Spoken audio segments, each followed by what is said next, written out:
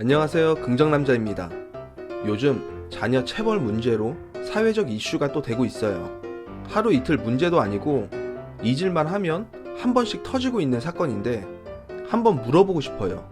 도대체 왜 자식을 폭행하고 고문하는 겁니까? 최근 인터넷 기사로 어린아이를 여행용 가방에 넣어서 죽게 한 사건을 보면서 정말 분노가 치밀어 오르는데, 아무리 자기 자식이 아니라 그래도 어른이 아이에게 할 행동입니까? 자녀가 밖에서 멍들거나 긁혀서 와도 속상한 게 부모 마음인데 어떻게 그럴 수 있죠?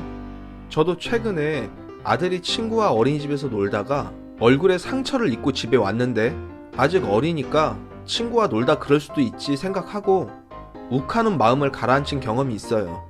그렇다고 방치하고 나몰라라 했던 건 아닙니다.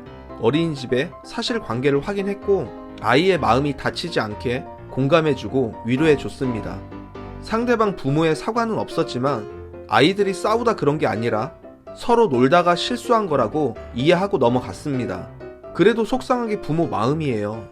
다시 본론으로 돌아와서 이번에 정부에서 자녀 체벌 금지법을 법으로 명시한다고 합니다.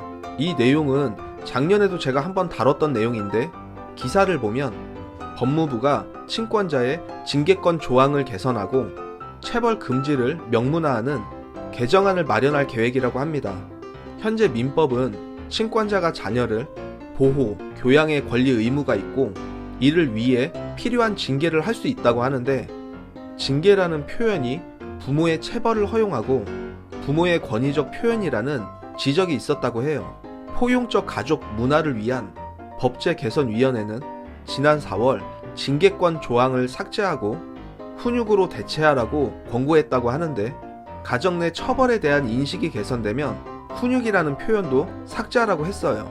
친권자의 권리 의무에 명시적으로 금지하는 조항도 신설하라고 권고했는데, 우리나라도 앞으로 미국처럼 가려나 봅니다.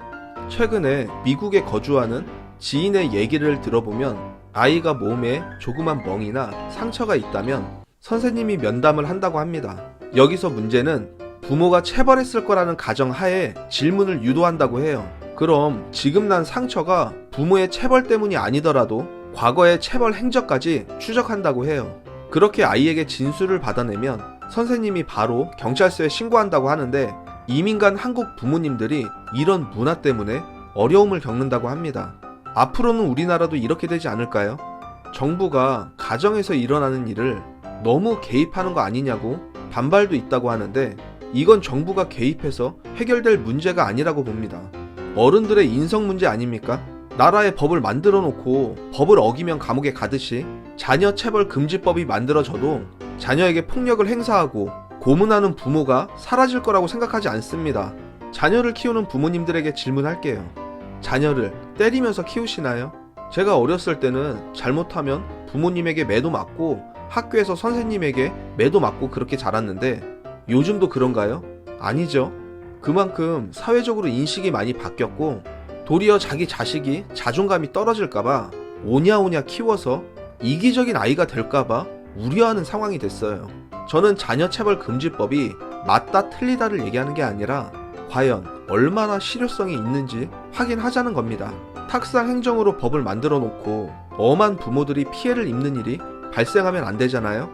이건 체벌 금지 문제가 아니라 폭력을 일삼는 부모들 문제입니다. 이제는 어른들이 인식을 바꿔야 해요.